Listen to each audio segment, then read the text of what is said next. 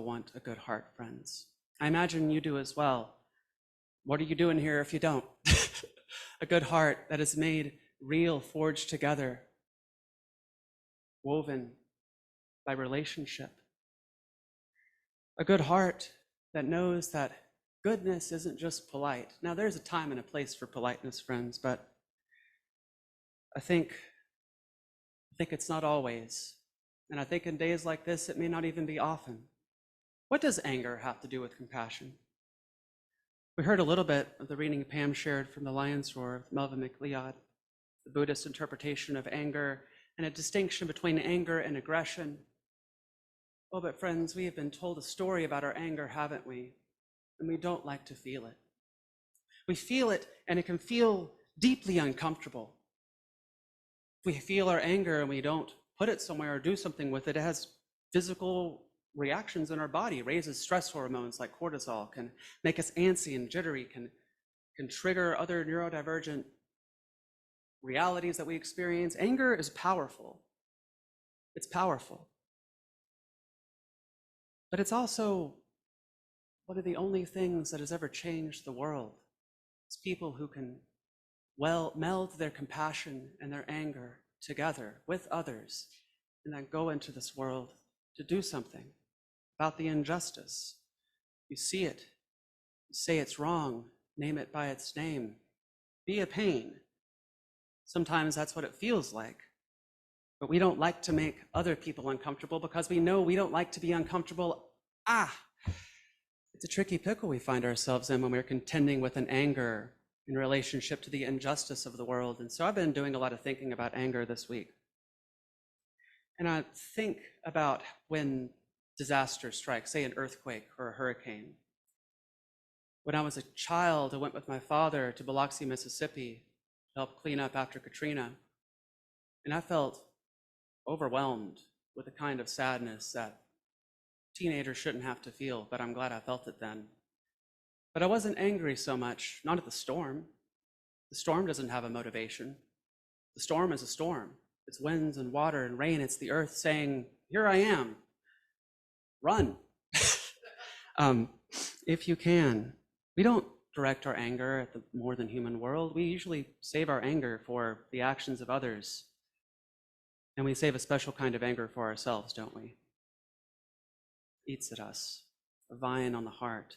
Usually that anger is something like, I am not good enough, or I am not this, or I am not that. I wish I could do something. I wish I could do something about how broken this world can feel sometimes, about how angry it makes me to see my neighbors suffer, about how angry it makes me to see children relegated to the sidelines, to have their health care taken away, to see people's bodies not be honored for the autonomy that they contain, to see our religious principles shuttered.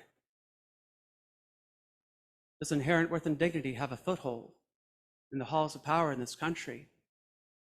Maybe in some people, but it's not everywhere. Not yet.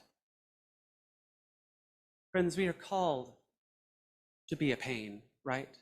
We are called to recognize all the shapes compassion can take. Compassion is this. It is open hands. It is feeding the hungry. It is the good work that so many of you already do in some way or another. And it is also this. Love can make a fist. I, like Andrea, do believe there is such a thing as a nonviolent fist, a fist that can hold the tension of anger without turning into aggression. And sometimes aggression happens. Sometimes it does. Sometimes people have had enough. They are unheard, like Martin Luther King himself said, and I agree with him. I will always preach for nonviolence because I believe that it's the best avenue, but I will not dishonor those who feel fed up. I'll mourn that no one listened to them. And then I hope that we may help pick up the pieces and build something new out of the ashes of the old. But trust that compassion isn't some soft, squishy thing. The word, I mentioned this last Sunday, and I did some research to make sure I was right. That word, compassion, 2 parts. The prefix com, from the Latin with, or to accompany, passion and intensity. But we think about passion today like romance or a big emotional feeling, but the word comes from pati, which means to suffer. It became appropriated by theologians to refer to Jesus' hanging on the cross to suffer. There's a reason that movie is called The Passion of the Christ. It's not my favorite movie. Can't recommend it, but it has a name for a reason. It's the suffering.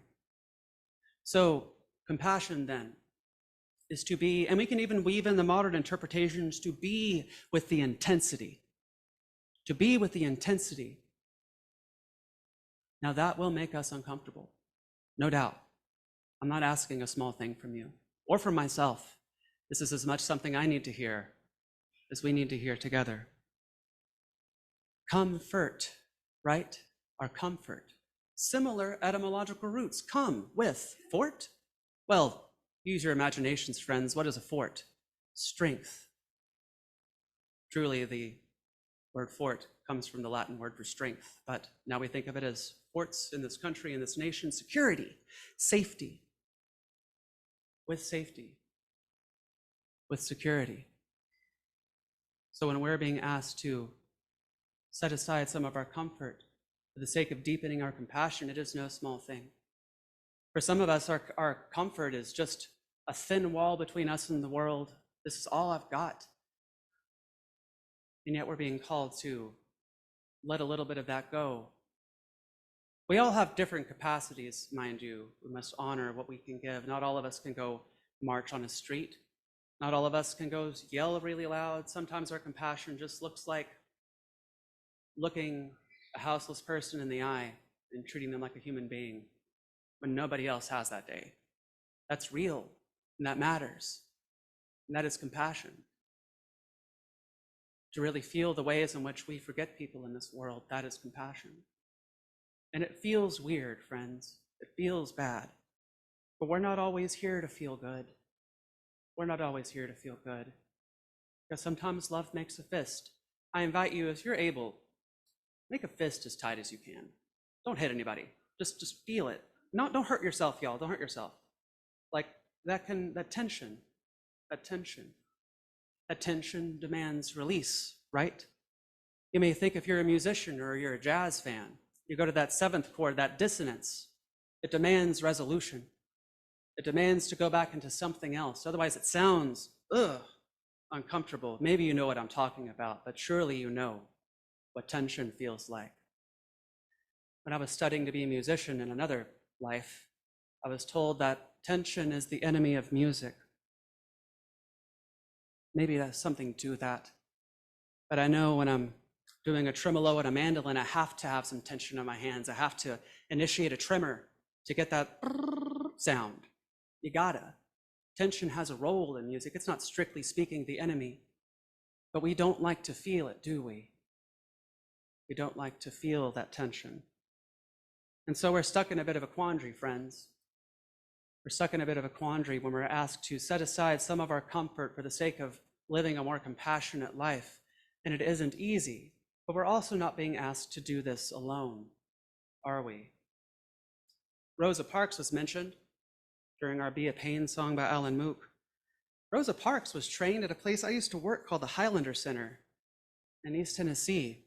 The Highlander Center has been burned down by the Ku Klux Klan no less than 3 times, and a 4th time recently when Nazis truly burned down the offices at the Highlander Center while I was away at seminary. They're not going to tear the whole thing down. The property's too big now. They can never do it. But there is a risk we take, right? When we get out of our comfort zone, we take a risk, not only just for feeling uncomfortable, but for everything. We think about what happened in Charlottesville. We think about what happened to our friends who are helping steward people who are oppressed and being put in camps out of Germany. People with the Unitarian Service Commission, what would become the Unitarian Universalist Service Commission, where we get the symbol of our faith, that fire of commitment that calls us into the world to deepen our relationship with those who are on the outside and in the bottom. Do you want a good heart? Do you want it to be made of good stuff? Then may your good heart, friends, forever be too loud to let the neighbors sleep. And may we name injustice by its name. And I'll name 2 things, friends, which you have heard up here before: white supremacy is certainly a cultural ill that we suffer. White supremacy tells us that our anger is unworthy to feel. And why? It protects its own structure. If you aren't angry, who's gonna be angry? If you aren't able to harness your anger and put it to work in the world, that's exactly what the people who would see this country reduced to a monoculture, a life-denying death cult, y'all. I'm not gonna have it. I'm mad as hell. And I hope you are too. And nonetheless, I try to remain optimistic because I feel in my bones that love is so much bigger. The love that we feel, the love that we have, not just here, but all across this country and across this world, that love is stronger. That love is stronger. And I hope you can feel that with me.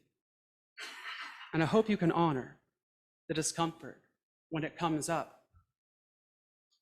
And I'll also say, and this isn't necessarily a secret, this word gets thrown around a lot, y'all. I had a friend recently remind me how commonly this word is thrown around from like left and right. But as Woody Guthrie said, left wing, right wing, chicken wing. But creeping fascism and authoritarianism. I don't know how many people were here to help testify at Lincoln last year, but we didn't get a lot of time to talk in opposition to these bills. And this is by design. This is a change in past policy. We didn't get a lot of time to say no. And so we have to say no in other ways, what ways that we can. May we tend to the growing vines that would choke out our democracy. Make no doubt, friends, it is under threat. Why did we fight so hard to have democracy in Article 2, even here? Because it matters, because it is under threat. But we can't be a welcome mat where hate wipes its feet, friends. We can't do that. And if it gets uncomfortable and it gets hard, I invite you to call a friend here. Reach out to me, reach out to our social justice team. Get plugged in, y'all, because this world needs you. It needs us. It needs UUs. It needs Unitarian Universalists, religious liberals, people who have a lineage, a history, y'all, a legacy of fighting dragons. Sometimes I like to think that God is a storyteller. Just my personal meanderings. And if that is so, every good story needs a dragon, right? It also needs people who fight the dragon in different ways. We don't all have to be on the street, but we do all need to share in that legacy of Unitarian Universalism, of the good fight, of the good trouble, right? So let's be a pain. And for our last hymn, somebody who is a professional pain. Well, Woody Guthrie, something of a sanitized folk hero these days. Trust that he was rowdy feller. But he knew where he stood. He did know where he stood. He knew where he stood, a man who was with labor organizers and anti-racist movements, imperfect as he was, yet this song, and knowing that this word, fascism, right, can mean so much, I invite you to be curious about that, friends. What does this word mean to you? And know that a broader definition is an authoritarian right-wing government that is hyper-nationalistic and wants to control the life of every person so that they may worship the state. But as Emerson says, what we worship, we become. Let us worship something bigger, something grander than a line in the sand. Whatever that is for you, friends, I'll leave that to you. But let us stand against those, rise against those who would see us reduced to a flat plane where difference has no place, when we know that that is the very spice of life, the fruit of nature, and the most beautiful thing in the world. As we sing this song, I invite you to think about what's at stake and what you're going to do with your one wild, precious life.